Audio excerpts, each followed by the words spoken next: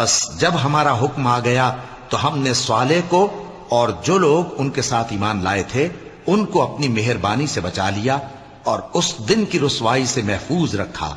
بے شک تمہارا پروردگار طاقتور ہے، زبردست ہے۔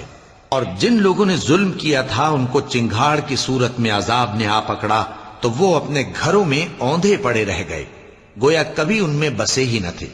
سن رکھو کہ قوم سمود نے اپنے پروردگار سے کفر کیا، اور سن رکھو قوم سمود پر پھٹکار ہے۔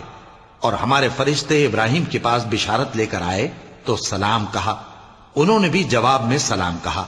ابھی کچھ وقفہ نہیں ہوا تھا کہ ابراہیم ایک بھنا ہوا بچڑا لے آئے۔